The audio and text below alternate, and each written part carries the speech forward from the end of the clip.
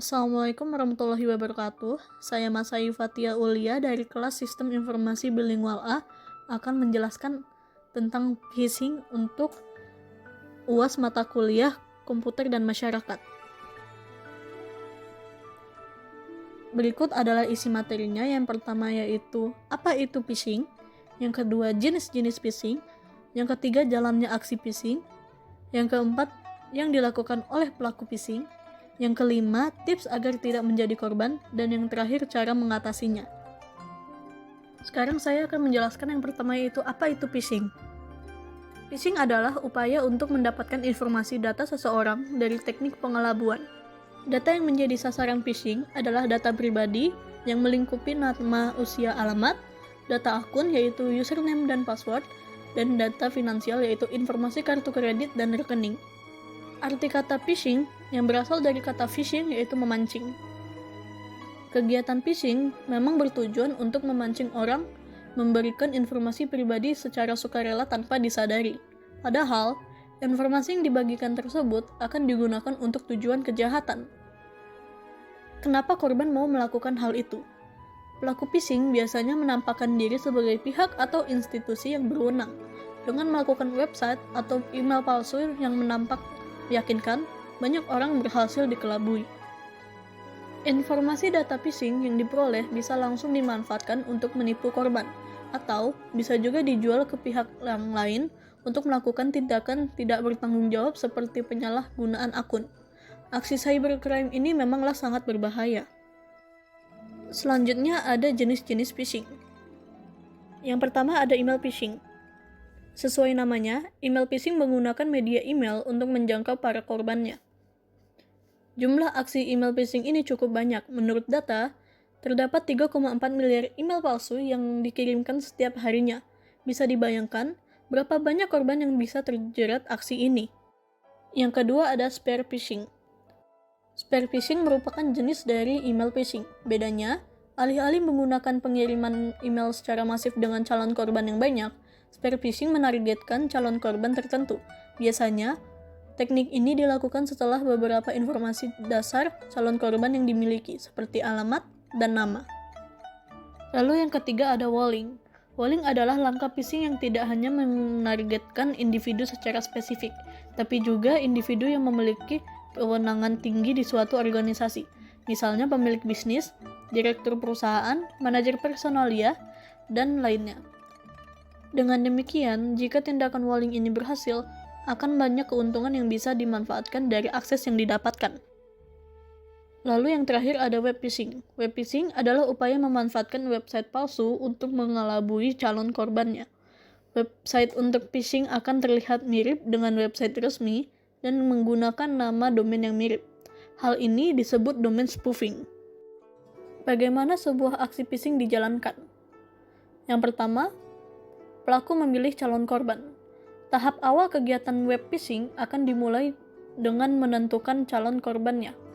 Pada umumnya, korban yang disukai adalah pengguna platform pembayaran online seperti PayPal, OVO, dan yang lainnya. Tidak hanya itu saja, banyak pelaku phishing yang mengincar pengguna platform yang memiliki celah keamanan. Kasus terbaru terjadi pada platform komunikasi Zoom. Tak kurang dari 1.000 upaya phishing terjadi hanya di bulan April 2020 saja. Yang kedua, pelaku menentukan tujuan phishing. Setelah mendapatkan calon korban yang potensial, pelaku akan memikirkan apa saja yang akan dicapai dari kegiatan web phishing yang dilakukan. Apakah akan menargetkan username dan password pengguna untuk menguasai akun, apa malah mendapatkan semua informasi korban melalui sebuah prosedur yang telah disiapkan. Yang ketiga, pelaku membuat website phishing. Untuk melancarkan aksinya, pelaku akan memulai menyiapkan website palsu untuk melakukan aksi phishing. Mulai dari mendesain website palsu, memilih nama domain yang mirip dengan domain asli, hingga menyiapkan konten dengan tulisan yang meyakinkan. Yang keempat, calon korban mengakses website phishing. Dengan tampilan website dan informasi yang meyakinkan, tak sedikit calon korban yang akhirnya mengakses website phishing milik pelaku. Langkah ini biasanya didahului dengan mengajak calon korban melalui email phishing atau link yang disebarkan via SMS atau akun media sosial. Yang kelima, calon korban mengikuti instruksi pelaku. Inilah kunci dari terjadinya aksi phishing. Jika calon korban melakukan instruksi yang diberikan oleh pelaku, maka pelaku akan berhasil mencapai tujuannya. Sebagai contoh, pada halaman website yang disediakan, calon korban diminta melakukan update informasi pribadi hingga data pembayaran pada akun yang digunakan. Pada saat selesai mengisi data dan melakukan submit, saat itulah semua informasi korban berhasil dimiliki. Yang keenam, data korban akan dimanfaatkan. Jika aksi web phishing berhasil, pelaku akan memanfaatkan data yang telah diterima. Apa saja yang bisa dilakukan oleh pelaku phishing? Yang pertama, menjual informasi yang didapatkan ke pihak ketiga yang membutuhkan data calon konsumen. Misalnya untuk tujuan telemarketing atau kegiatan marketing online lainnya. Yang kedua, menjual informasi data tersebut untuk kepentingan politik atau iklan penjualan produk. Yang ketiga, menjalankan aksi penipuan. Misalnya dengan menyatakan seseorang memenangkan undian tertentu yang pada akhirnya meminta orang tersebut mengirimkan sejumlah uang. Yang keempat, menggunakan data yang dimiliki untuk mencoba membobol akun yang dimiliki atau akun lainnya. Lalu yang terakhir, melakukan pinjaman online, mengatasnamakan korban dengan menggunakan data diri lengkap korban. Tentu saja korbanlah yang akan ditagih pelunasan atas pinjaman tersebut. Selanjutnya, tips agar tidak menjadi korban phishing. Yang pertama, selalu update informasi terkait phishing. Jika sudah belajar tentang jenis-jenis phishing, namun tidak menutup kemungkinan jenis kejahatan online akan terus berkembang, baik dari media yang digunakan untuk phishing ataupun jenis serangan yang dilakukan. Oleh karena itu, selalu ikuti berita perkembangan phishing dengan baik.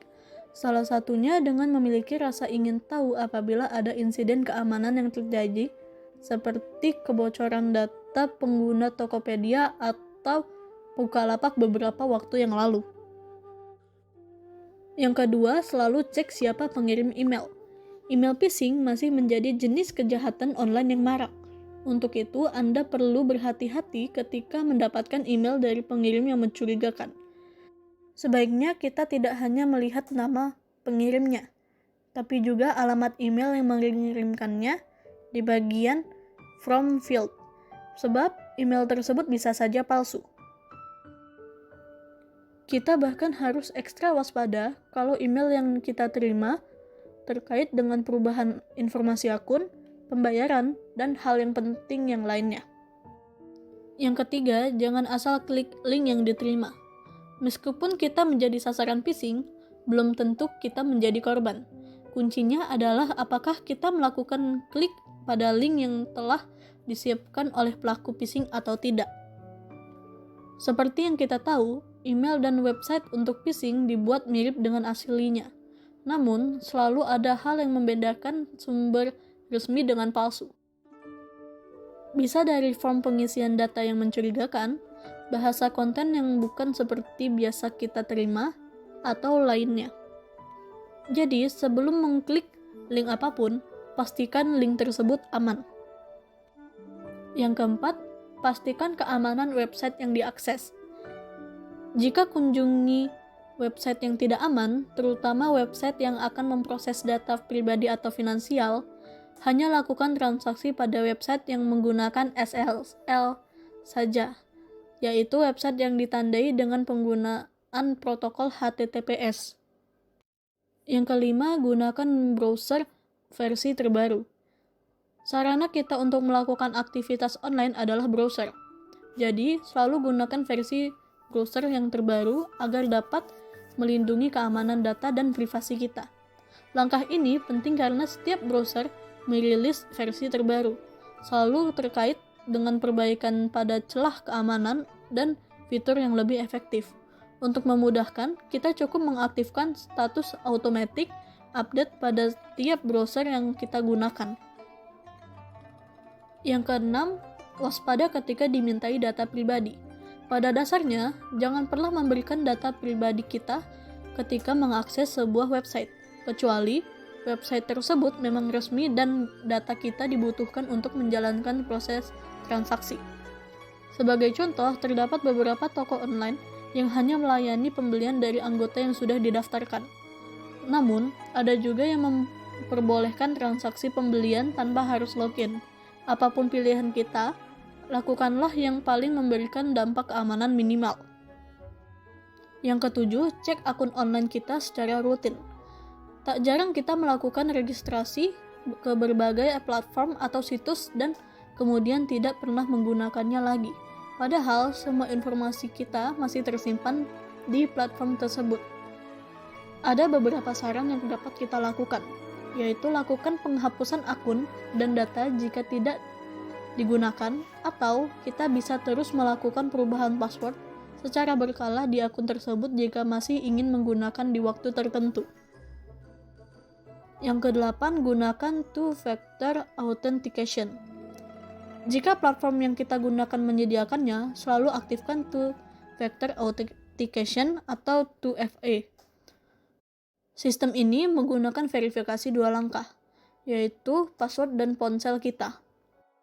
Pada saat pelaku phishing sudah menemukan username dan password kita, tapi tidak dapat melakukan kode verifikasi 2FA, platform tidak akan melanjutkan proses. Artinya, akun kita akan terlindungi dengan lebih baik. Yang terakhir, lakukan scan malware secara berkala.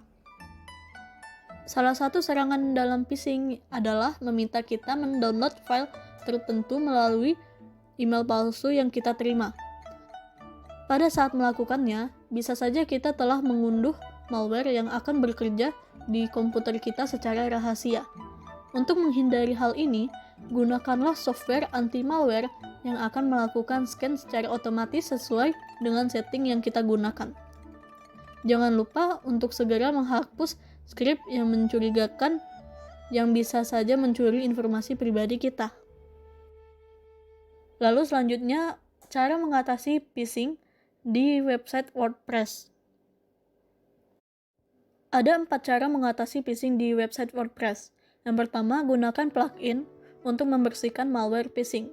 Jangan sampai website kita dimanfaatkan untuk sarana pencurian data pengunjung atau pelanggan toko online kita.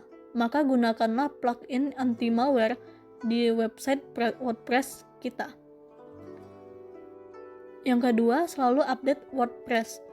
WordPress merupakan platform yang rutin melakukan update. Selain penambahan fitur, update juga digunakan untuk menambah celah keamanan yang kerap dimanfaatkan pelaku phishing. Untuk mencegah website kita terserang malware, selalu gunakan versi WordPress terbaru.